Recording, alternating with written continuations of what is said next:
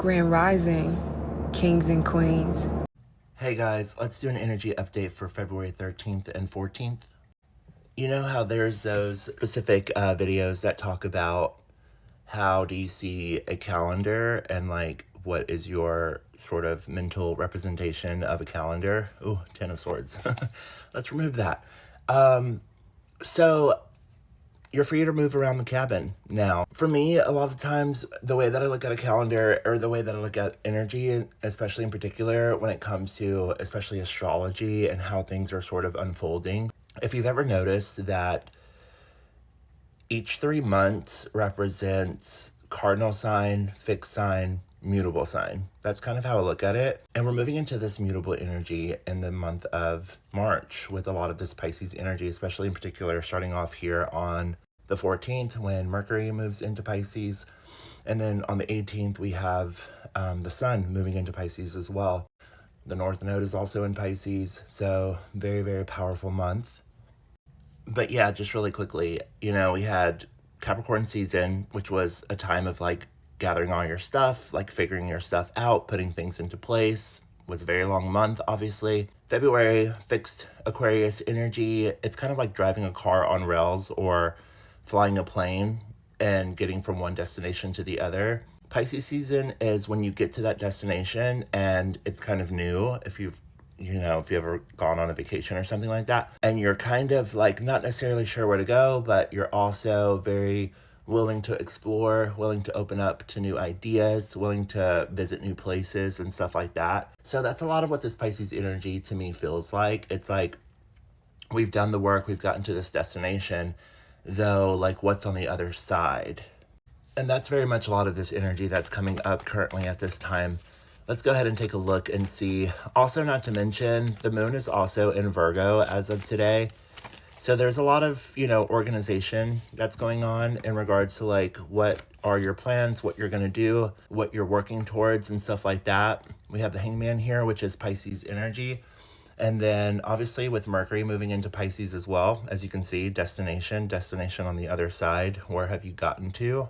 Three of Wands has everything to do with like looking towards the horizon, like making a plan, or you have made a plan and you've worked towards this plan and now you've reached this destination after Aquarius season.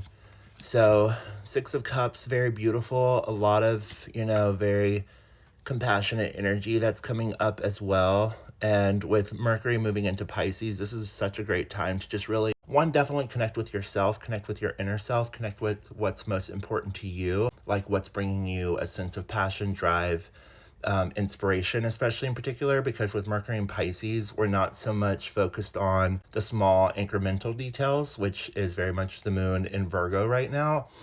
There's a bit of a contrast between the moon in Virgo, which, is a lot about planning, but also with Mercury moving into Pisces tomorrow, there's more of a flow. There's more of an easygoing kind of vibe. It's like you don't necessarily have to like really focus in on the small details in order to get something done.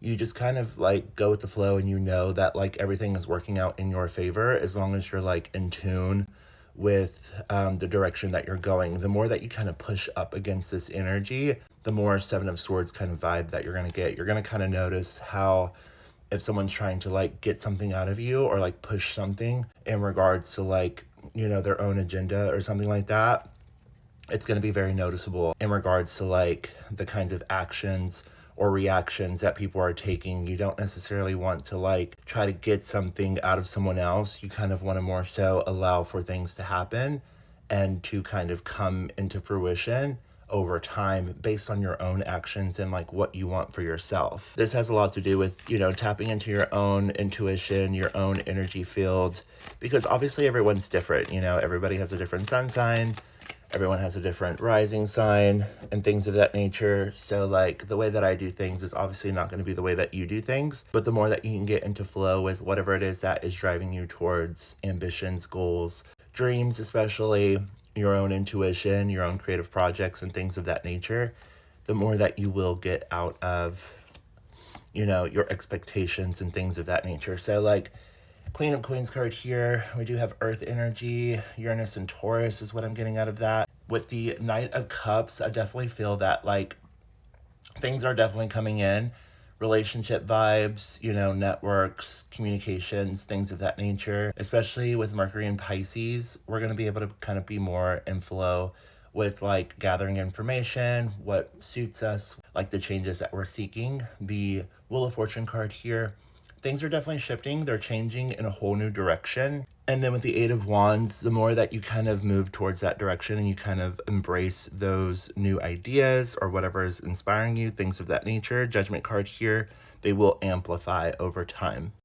Judgment card here, what I'm getting here is Jupiter energy. Jupiter is now direct in Gemini. I do feel like we will have some very strong Jupiterian transits that are coming up. I haven't really quite looked at the astrology much further. I'm kind of more so just kind of going with the flow or how things are unfolding over time. Nine of Pentacles, definitely save your money. It's good to definitely splurge a little bit here and there. You may want to, especially around this time, you may want to kind of go out and, feed to some degree that like you haven't really quite been able to feed yourself in a certain way, but you could always find things that are free, like painting or taking some time out to just, do something that you enjoy. Or even for me, sometimes it's just as simple as like a coffee or a smoothie. Like those things kind of just bring me happiness. Sometimes they kind of just feed that little itch within myself. I did go shopping recently, but that's because like it got cold again and I needed some new sweaters and stuff like that. So you don't have to spend like a lot of money to be happy. You definitely want to save money, find a balance between like saving and spending and stuff like that. Going out, taking yourself out, or going out with a friend, things of that nature.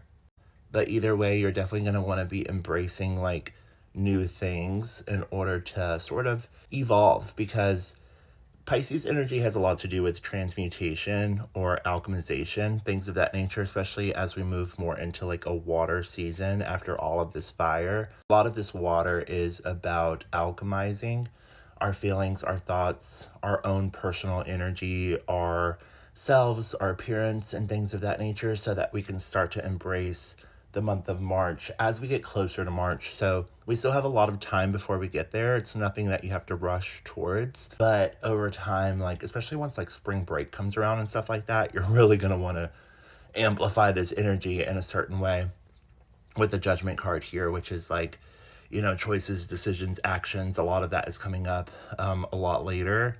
I would say that after this Virgo moon, we'll move into Libra, Scorpio, which will be a little bit of a transformative time as well. But once the moon gets into Sagittarius, I always look at the Sagittarius moon as like something that just kind of breaks open and you're able to really see over to the other side once you've gotten there, and you're able to say to yourself, okay, like what are the actions, the plans, and the fortitude that's going to get me moving even more so in this Pisces energy. Once the moon enters into Capricorn and Aquarius and then actually gets to Pisces, it'll be a full completion, and then there'll be something quite new to embrace. All right, you guys, well, I hope that this helped you. I apologize, I just woke up, and I will talk to you guys later. Bye.